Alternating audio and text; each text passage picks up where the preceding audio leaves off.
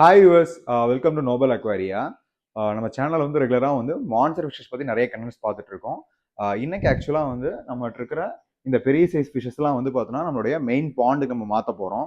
So அதுக்கான setup எல்லாமே நான் எடுத்து வச்சிருக்கேன். அது கூடயே வந்து பார்த்தோன்னா நம்ம வந்து ஒரு புதுசாக ஒரு ஃபிஷ் வாங்கியிருக்கோம். அதை நம்ம ரிலீஸ் பண்ண போகிறோம். ஃபர்ஸ்ட் ஆக்சுவலாக நம்ம என்ன ஃபிஷ் வாங்கியிருக்கோம், அந்த ஃபிஷ்ஷை வந்து நம்ம எப்படி ரிலீஸ் பண்ண போகிறோம், அது எல்லாமே நம்ம பார்க்கலாம். இந்த ஃபிஷ் வந்து பார்த்தோன்னா ஒரு சின்ன வெரைட்டி தான். ஆக்சுவலாக வந்து இந்த ஃபிஷ்ஷை வந்து பார்த்தோன்னா உடன் கேட்ஃபிஷ்னு சொல்லுவாங்க. ஜூம் பண்ணுங்க வாங்க. பாத்தீங்களா, இதை வந்து பார்த்தோன்னா உடன் கேட்ஃபிஷ்னு சொல்லுவாங்க. சில பேர் வந்து பார்த்தோன்னா வந்து ட்ரிஃப்ட் ரூட் கேட்ஃபிஷ்னு சொல்லுவாங்க. ஏன் வந்து இதுக்கு இந்த மாதிரி நேம் வச்சுன்னா, ஃபர்ஸ்ட் என்னோட அப்பியரன்ஸை பாருங்களேன். இந்த ஜூம் பண்ணி பாருங்க. நல்லா வந்து பார்த்தோன்னா என்னோட பாடி ஃபுல்லாவே வந்து உங்களுக்கு ஒரு உட்டோடைய டெக்ஸ்சர் வந்து பார்த்தா நிறைய இடத்துல தெரியும். அப்படியே ஒரு மரம் மாதிரியே இருக்கும். ஓகேங்களா. ஸோ அந்த மரத்தோட பேட்டர்ன்ஸ் வந்து என்னோட பாடியில் இருக்கும். அதுவும் இல்லாமல் இந்த ஃபிஷ் என்ன பண்ணணும்னா ஹைடிங் ஸ்பாட்ஸ் அதிகமாக வந்து பார்த்தோன்னா நேச்சரில் இருக்கும்போது உட்டு தான் சூஸ் பண்ணும். உட்டு அப்புறம் வந்து அந்த மரப்பட்டைகள் இதுலலாம் வந்து அதிகமாக போய் ஹைட் ஆகிக்கிற நேச்சரும் இருக்குது கிட்ட. ஸோ வந்து இது ஒரு கேட்ஃபிஷ் ஃபேமிலிங்கிறனால பேசிக்காகவே இந்த ஹைடிங் நேச்சரும் இருக்குது.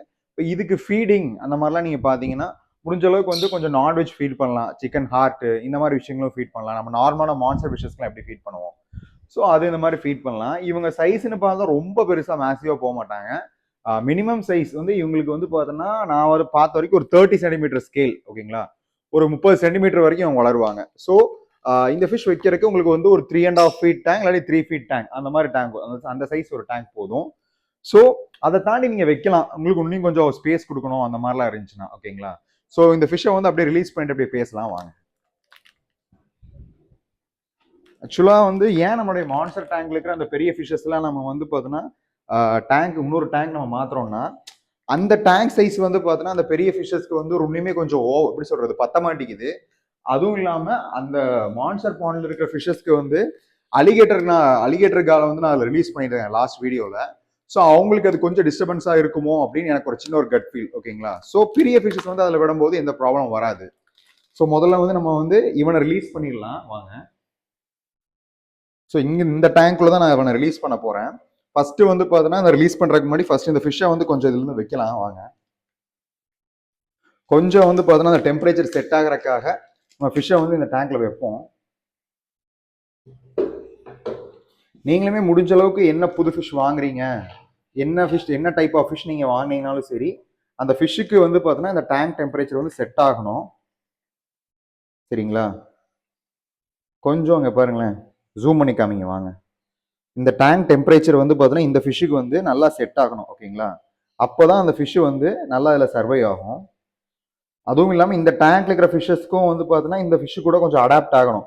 இப்போ டக்குன்னு வந்து பார்த்தோன்னா இந்த ஒரு புது ஃபிஷ் வந்து இந்த டேங்க்ல வந்திருக்கு அப்படின்னு தெரிஞ்சுன்னா இந்த ஃபிஷஸ் வந்து போய் இந்த ஃபிஷ்ஷை அட்டாக் பண்ணுறக்கும் சான்சஸ் இருக்கு.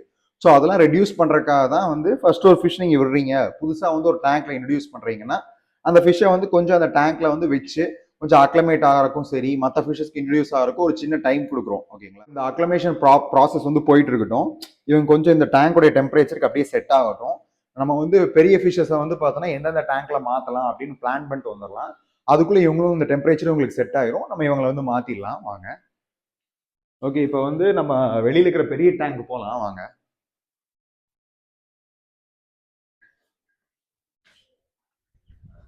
ஆக்சுவலாக வந்து இப்போ நம்ம வெளியில் இருக்கிற பெரிய ஃபிஷஸ்லாம் வந்து ஃபர்ஸ்ட் நான் என்ன யோசிச்சேன்னா, ஃபர்ஸ்ட் பெரிய ஃபிஷஸை வந்து பார்த்தோன்னா நம்ம பிடிக்கிறதுக்கு முன்னாடி சின்ன ஃபிஷஸ் இருக்குல்ல பாண்ட்ல, அதெல்லாம் பிடிச்சி தனியாக அந்த மாதிரி டப்ஸில் போட்டு வச்சிடலாம். அதுக்கப்புறம் வந்து இவங்களை பிடிச்சோம்னா நம்மளுக்கு கொஞ்சம் ஈஸியாக இருக்கும். ஏன்னா எடுத்த வேலைக்கு இப்போ பெரிய ஃபிஷஸை வந்து பிடிச்சிட்டு நம்ம வந்து போய் பாண்ட்ல ரிலீஸ் பண்ணும்போது அங்கிருந்து திருப்பி சின்ன ஃபிஷஸ் நம்ம பிடிக்க வேண்டியது இருக்கும். ஓகேங்களா.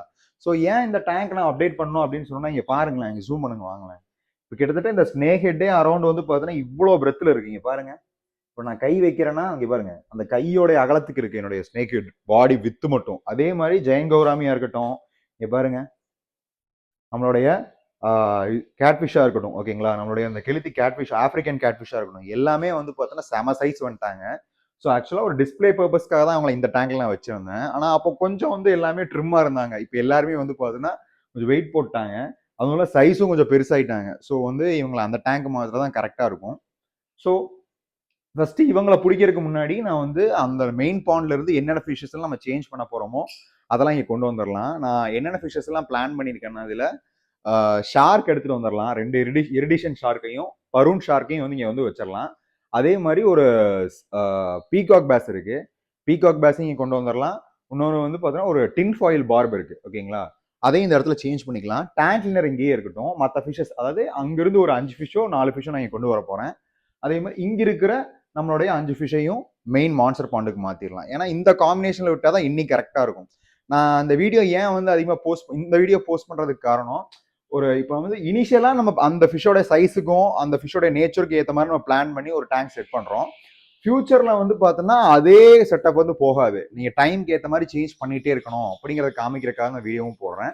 ஃபர்ஸ்ட் நம்ம போய் வந்து நம்மளோட சின்ன ஃபிஷஸ்லாம் பிடிச்சிட்டு வந்துடலாம். அப்படியே நம்மளுடைய உடன் கேட் ஃபிஷோடைய டெம்பரேச்சர் செட் ஆயிருக்கும். அதை அப்படியே ரிலீஸ் பண்ணலாம் போல வரலையில. வாங்க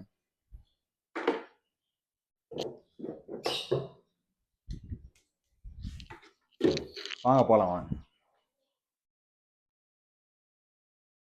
இப்போ அவன் கொஞ்சம் செட் ஆயிருப்பான். அப்படியே அவனை ரிலீஸ் பண்ணிடலாம்.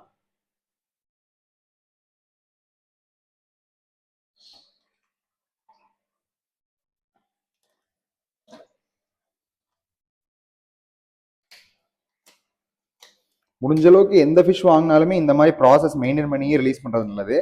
சில அன்ஃபார்ச்சுனேட் சுச்சுவேஷனில் கொஞ்சம் இமீடியட்டாக எனக்கு ஃபிஷ்ஷை ரிலீஸ் பண்ணணும், ஒரு சிச்லெட் வெரைட்டியாக இருக்குது, கொஞ்சம் ஸ்ட்ராங்கான ஃபிஷ்ஷாக இருக்குன்னா நீங்கள் வந்து டைரெக்டாகவே ஆட் பண்ணலாம்.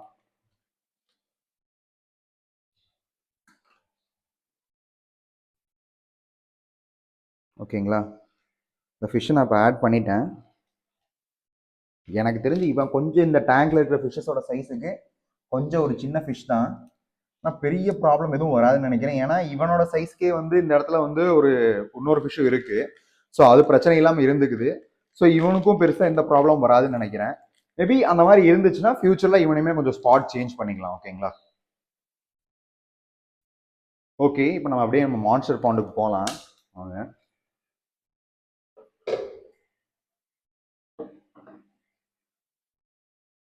டபுள் நெட்டே யூஸ் பண்ணிக்கலாம். ஏன்னா அப்போ தான் ஃபிஷ்ஷஸை வந்து பிடிக்கிறது கொஞ்சம் ஈஸியாக இருக்கும். வாங்க.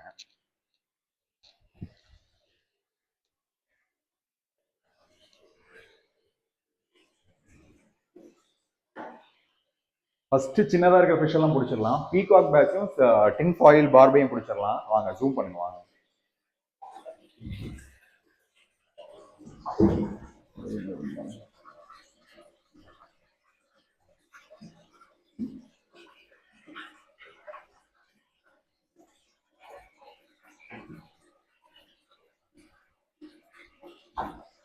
அவ்வளோதான். பார்த்தீங்களா, டபுள் நெட் யூஸ் பண்ணும்போது உங்களுக்கு இது செம அட்வான்டேஜ். நீங்கள் வந்து ஈஸியாக வந்து பார்த்தோன்னா ஃபிஷ்ஷஸ் எல்லாம் பிடிச்சிடலாம். ஓகேங்களா, பாருங்க.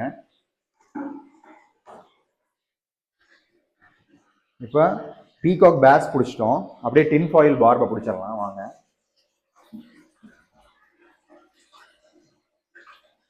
கொஞ்சம் மார்னிங் தான் ஃபிஷ்ஷஸ்க்குலாம் நான் ஃபீட் பண்ணேன். ஸோ ஸ்டாங்க் வந்து செம ஸ்மெல்லாக இருக்குது. கொஞ்சம் அந்த ஸ்மெல்லாம் போறக்கு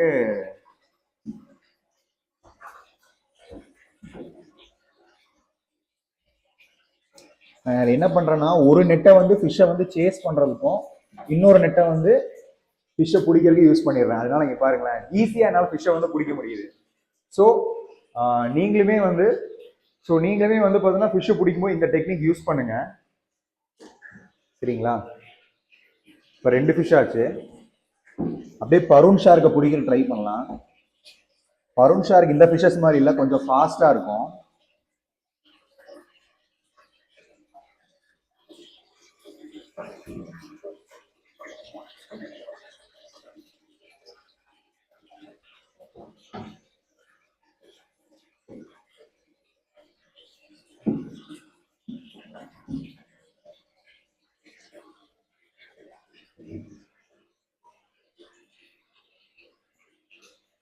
இங்கே பாருங்க, இதுதான் பரூன் ஷார்க். பார்த்தீங்களா, என்னோட பாடியில் நிறையா பைட் மார்க்ஸ் இருக்குது. இதுக்கு காரணம் வந்து என்ன ஃபிஷ்னு எல்லாருக்குமே தெரியும். என்னோட இங்கே வாங்கினேன், இந்த ஃபிஷ்ஷோட பாடியில் பைட் மார்க்ஸ் இருக்குது பாருங்க, தெரியுதுங்களா? இது பாருங்க, இந்த ஃபிஷ்ஷோட பாடியில் பைட் மார்க்ஸ். அதே மாதிரி இந்த ஃபிஷ்ஷுமே கொஞ்சம் அக்ரெசிவாக பிஹேவ் பண்ணும். இப்போ பாருங்க, வாய் எப்படி பழக்கம்னு பாருங்க, கடிக்கிறான் பாருங்க. ஸோ இந்த ஃபிஷ்ஷஸ் அப்படியே போய் அந்த வெளியில் இருக்கிற அந்த டப்ல வந்து ரிலீஸ் பண்ணிடலாம் வாங்க. ஸோ அப்படியே இந்த ஃபிஷ்ஷஸ் அப்படியே ரிலீஸ் பண்ணிடலாம். வாங்க.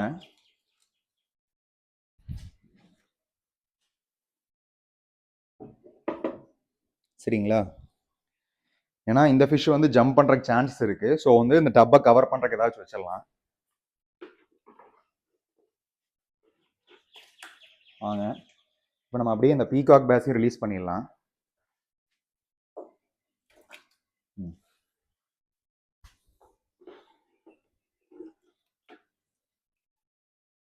ஃபைனலாக டின் ஃபாயில் பார்.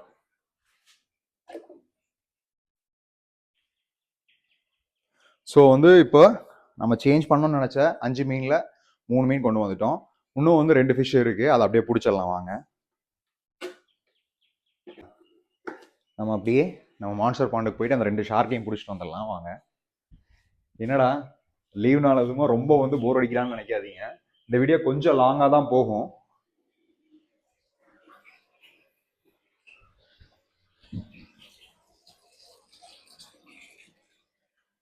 இது கொஞ்சம் பாருங்க, இந்த 2 ஷார்க் ரொம்ப துடிக்கும். எர்டிஷன் ஷார்க் வச்சிருக்கவங்க எல்லாருக்குமே தெரியும், அந்த ஃபிஷ் ரொம்ப துடிக்கும். நீங்க பிடிக்க போனாலும் சரி, டேங்க் பக்கத்துல போனீங்கனாலுமே சரி, எர்டிஷன் ஷார்க் பயங்கரமா பேனிக் ஆகும். ஃபர்ஸ்ட் சின்ன ஷார்க்கை பிடிச்சிக்கலாம். சின்ன எர்டிஷன் ஷார்க் எங்க இருக்கு? அங்க இருக்காங்க.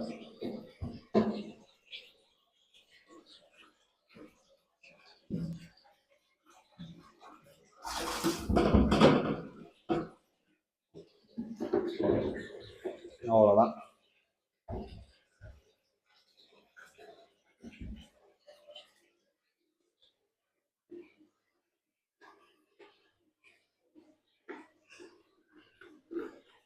ஒரு ஃபிஷ்ஷாவே கொண்டு போய்க்கலாம். ஏன்னா இவங்க பயங்கரமா ஜம்ப் பண்ணுவாங்க. சடனா ஜம்ப் பண்ற கேரக்டர் இவங்க எல்லாத்தையுமே இருக்கு, அதனாலதான். ஸோ வாங்க, ஃபைனலா இருக்கிற அந்த அல்பினோ ஷார்க்கையும் பிடிச்சிடலாம். வாங்க.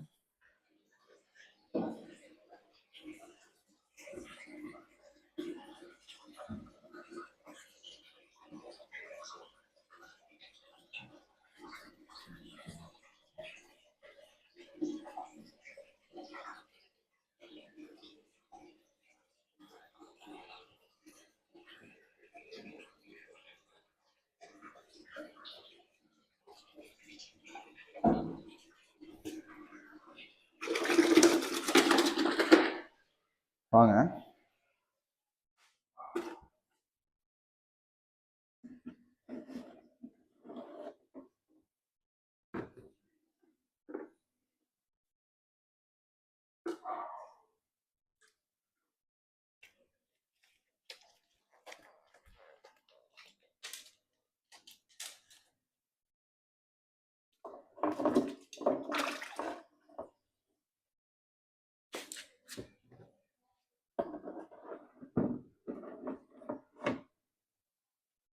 கொஞ்சம் வெயிட் வச்சிடலாம்.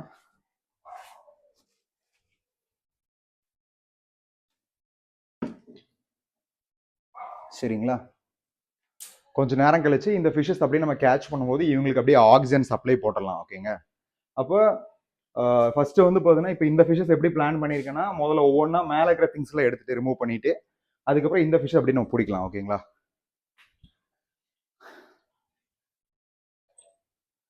நான் மோட்டரை மட்டும் முதல்ல ஆஃப் பண்ணிக்கிறேன். ஏன்னா வந்து மோட்டரை வச்சுட்டே பிடிச்சோம்னா கொஞ்சம் இவங்கலாம் ரொம்ப பேனிக் ஆவாங்க. இனிமே தான் வந்து பார்த்தீங்கன்னா உண்மையான ஸ்ட்ரகிள்னா நம்ம என்னென்னு பார்க்க போகிறோம். ஏன்னா பயங்கரமாக துடிப்பாங்க. இருக்கிற எல்லா ஃபிஷ்ஷுமே செமையாக துடிக்கிற டைப்பு.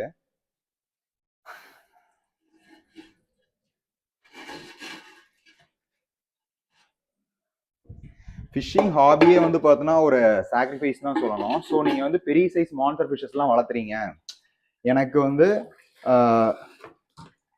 எந்த ஒரு ஸ்ட்ரெயினுமே பண்ணாமல் நான் பெரிய சைஸ் மான்ஸ்டர் ஃபிஷஸ்லாம் வளர்த்தணும் அப்படின்லாம் சொல்கிறீங்கன்னா, நீங்கள் முதல் நாளே ஹாபிலேருந்து குவிட் ஆயிருங்க. ஏன்னா நீங்கள் வந்து எவ்வளோ பெரிய ஃபிஷஸ் வளர்த்துறீங்களோ அதுக்கேற்ற மாதிரியே உங்களுக்கு வந்து பார்த்தீங்கன்னா அவ்வளோ இது இருக்கும். அதாவது நீங்கள் அந்த ஃபிஷ்ஷுக்காக ஸ்பெண்ட் பண்ணுற டைமாக இருக்கட்டும், அந்த ஃபிஷ்ஷை வந்து மெயின்டைன், அந்த ஃபிஷ்ஷுக்கு ஃபீடிங்காக ஸ்பெண்ட் பண்ணுறது, இது அந்த கொடுக்குற டேங்க் ஸ்பேஸு, இது எல்லாமே உங்களால் பண்ண முடியும் அப்படின்னு இருந்துச்சுன்னா தான் நீங்கள் மான்ஸ்டர் ஃபிஷிங் ஹாபி இதுலாம் வரணும். அதே மாதிரி அந்த ஃபிஷ்ஷை வந்து நீங்கள் வாங்கும்போது எவ்வளோ கேர் கொடுத்து ஏதோ வாங்குறீங்கன்னா அப்போ வந்து இந்த ஃபிஷ்ஷை க்ரோ பண்ணும்போது அதே அளவு கேர் இது எல்லாமே உங்கள்கிட்ட இருக்கணும். ஓகேங்களா?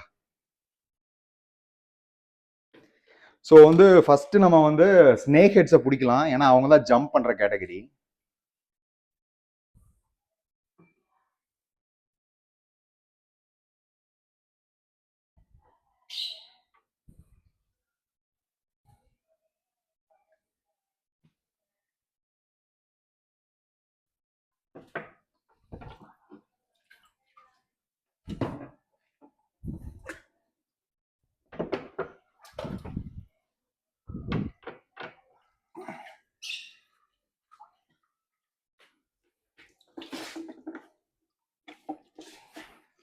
வாங்க பாருங்க, செம ஸ்ட்ராங்கா இருக்கு ஃபிஷ்ஷு. இந்த ஃபிஷ்ஷை மட்டும் பாருங்க. பார்க்கறதுக்கு ரொம்ப ஹார்டா பிடிக்கிற மாதிரி தெரியும். ஆனா நான் முடிஞ்ச அளவுக்கு என்ன ப்ரெஷர் கொடுக்கணுமோ அந்த ஃபிஷ்ஷுக்கு வந்து எவ்வளோ டேமேஜ் ஆகாமல் இருக்குமோ அந்த அளவுக்கு தான் கொடுப்பேன். ஏன்னா ரொம்ப வந்து ஃபிஷ்ஷை போய் அங்கே இங்கே அடிக்கணும், ரொம்ப டேமேஜ் ஆக கூட மாட்டேன். நெட்டை வச்சு அப்படியே மேலாப்படி பிடிச்சி அப்படியே எடுத்துட்டு வந்துடுவேன். ஏன்னா நீங்க வந்து கொஞ்சம் அழுத்தி பிடிக்கிறீங்க அப்படின்னா அதுக்கு அந்த ஃபிஷ்ஷை நீங்க கிரிப்பா பிடிக்கிறதோட மட்டும் இல்லாம அந்த ஃபிஷ்ஷோடைய இன்டர்னல் ஆர்கன்ஸ்க்கு எதுவும் ஆயிடக்கூடாது. ஓகேங்களா? நம்ம ரீசெண்டா விட்ட அந்த கேட் ஃபிஷ் பாருங்க, இங்க இருக்கு, ஜூம் பண்ணுங்க வாங்க. எனக்கு ஆனால் இன்னுமே இது வந்து பார்த்தீங்கன்னா பர்ஃபெக்டா செட் ஆகுமா அப்படிங்கிற ஒரு டவுட் இருக்கு. ஏன்னா இந்த டேங்க்ல இதை விட கொஞ்சம் பெரிய ஃபிஷஸ்லாம் இருக்கு, மேபி அட்டாக் பண்ற சான்சஸ் இருக்கு அப்படிங்கிற மைண்ட் செட் தான் இருக்கு எனக்கு. சரி பார்க்கலாம், நம்ம ஜஸ்ட் ஒரு ட்ரை தானே.